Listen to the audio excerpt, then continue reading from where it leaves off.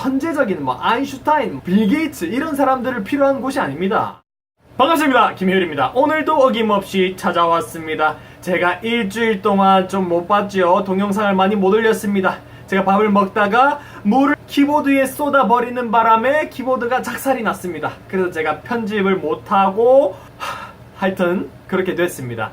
그렇지만 제가 또 일주일 동안 이게 유튜브 채널 이렇게 한 달 동안 했었는데 요걸 한번 뒤돌아보면서 어떤 부분은 잘했나 어떤 부분은 못했나 한번 확인하는 시간을 가졌습니다. 제 채널을 분석한 결과 요 회계사에 관한 내용이 여러분들이 상당히 이제 관심을 가져주시고 여러분들이 많이 좋아해 주시는 것 같더라고요. 그래서 오늘은 또 우리 회계사 하면 뭡니까? 클라이언트 서비스 아닙니까? 그래서 오늘은 회계사에 대한 내용으로 다시 한번 영상을 만들려고 합니다. 그렇다면 오늘 내용의 주제는 무엇인가? 자, 오늘의 주제는 회계법인이 신입을 뽑을 때 보는 4가지 능력에 관해서 한번 얘기를 해보도록 하겠습니다. 자, 이 4가지를 말하기 전에 여러분들이 회계법인이 구조가 어떻게 되어 있고 이게 어떻게 굴러가나 이런 거를 이해를 하셔야지 이 4가지가 왜 4가지인지를 아실 수 있게 됩니다. 자, 회계법인 구조가 어떻게 되어 있냐, 이렇게 피라미드 구조로 되어 있습니다. 제일 위에 대빵, 그 다음에 장군 쫄따구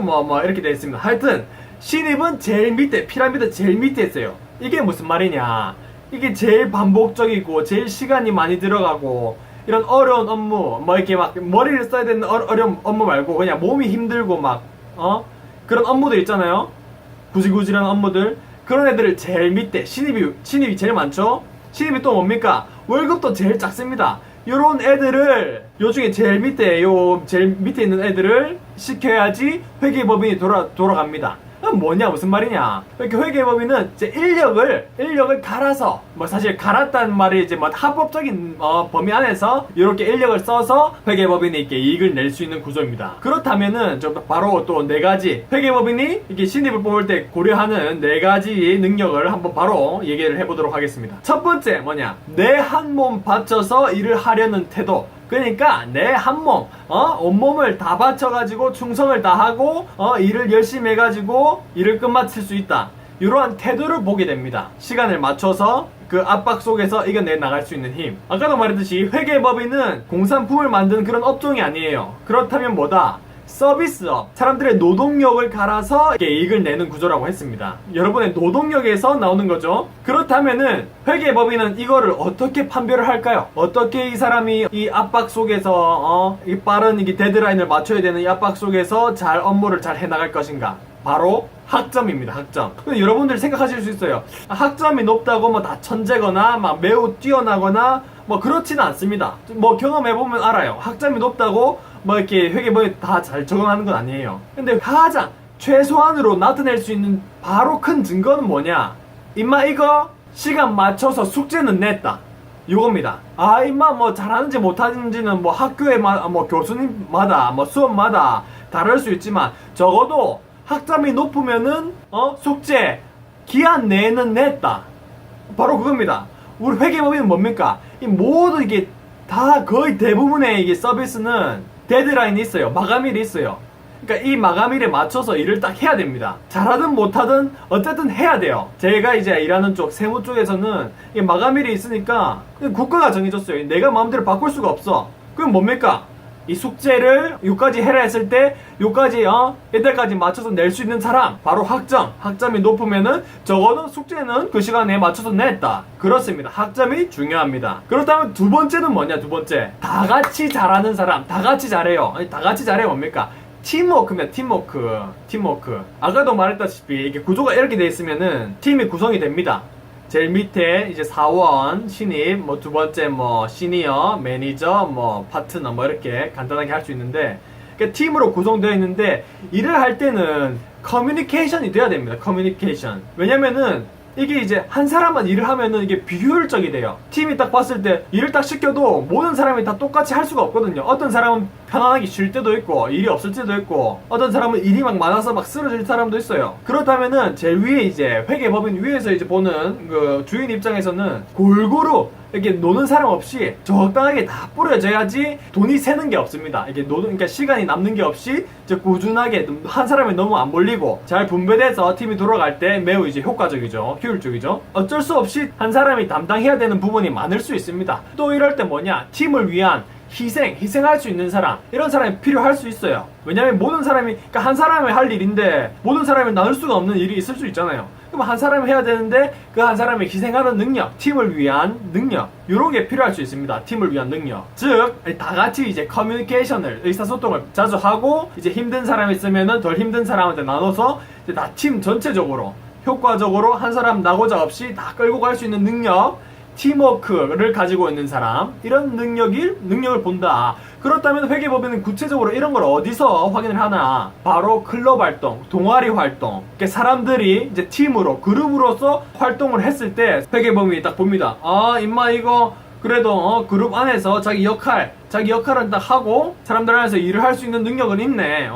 사회성은 좀 있네. 우리 이제 그룹에 왔을 때 뭐 혼자서 독고다이처럼 독단적으로 하진 않을 것 같네. 이런 걸 딱 클럽 활동, 동아리 활동. 근데 뭐 일주일, 한 달, 그런 거 말고 꾸준히 그룹 활동을 했다. 한 1, 2년 했다. 무슨 직위도 회장, 부회장 그런 걸 맡았다. 아, 그러면 얘는 좀 이런 그룹에서 팀을 이끌 줄 아는, 혹은 또 팀에서 역할을 할 줄 아는 사람이구나 하고 확인을 하게 됩니다. 바로 중요하죠. 그래서 여러분들이 동아리 활동, 그룹 활동을 본다 이겁니다. 그럼 세 번째는 뭐냐? 혼자서도 잘해요. 두 번째가 뭐였습니까? 두 번째는 팀워크. 팀. 다 같이 잘해요. 다 같이 잘해요. 세 번째는 뭐냐?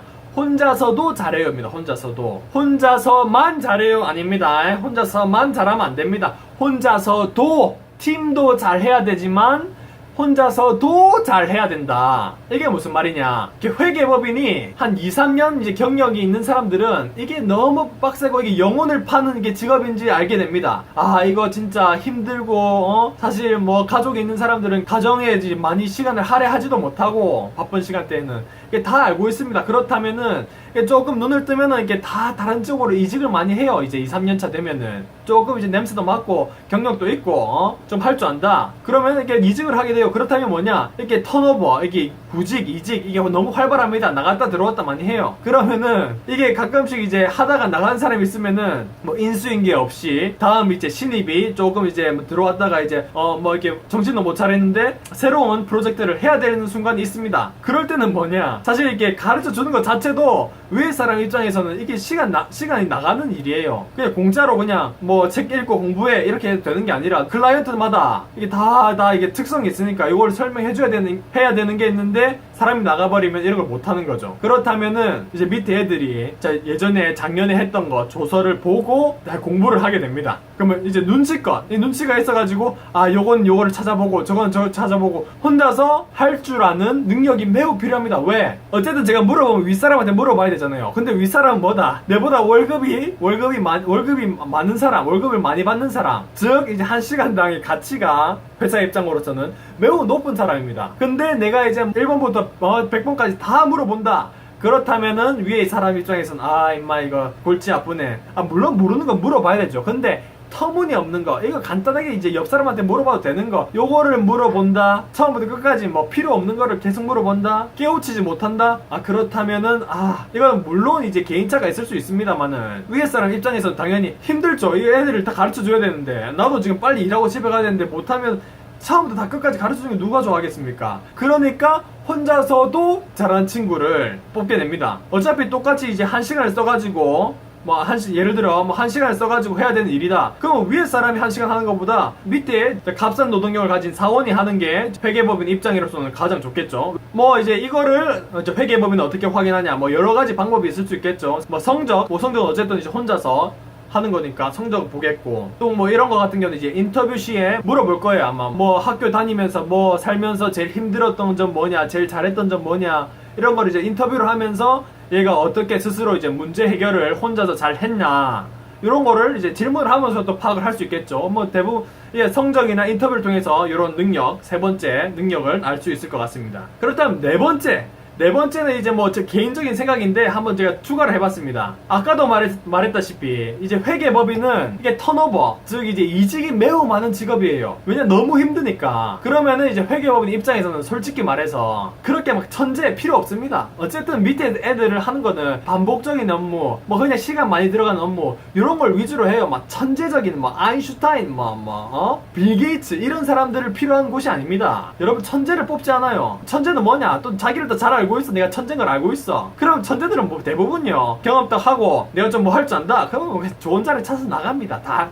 알고 있어요. 회계법인도. 그렇다면 뭐다? 제 개인적인 입장에서는 회계법인 중에 막 들어올 사람이 막 세고 셌다, 막 사람이 넘친다 이런 거 빼고 이런 회계법인 말고 이제 중소회계법인은 어떤 걸 또 보냐. 네 번째, 조금 오래 있을 것 같은 사람, 조금 뭐 천재는 아니더라도 조금 오래 일을 할 것 같은 사람, 그런 사람을 뽑습니다. 지역마다 다를 수 있죠. 근데 저는 이제 미시시피 매우 이제 시골이죠. 미국에서 시골에서 일을 했기 때문에 제가 또 이제 일을 하면서 졸업생들을 이제 인터뷰를 하는 곳에 가봐서 인사 담당자들한테 들은 것도 좀 있어요. 이런 데서는 어떻게 이제 사람을 보냐. 조금 오래 할 것 같은 사람은 일단 그 지역 대학 출신을 뽑습니다. 왜? 대부분 가족이 있고 자기 이제 대학교를 거기서 생활을 했으니까 친구들 거기 있을 거 아닙니까? 그러면 정착하기가 매우 쉬워요. 한국으로 예를 들자면은 지방에 이제 회계법인이 있는데 서울 쪽에 대학을 나와서 이제 지방으로 잘 안 가죠.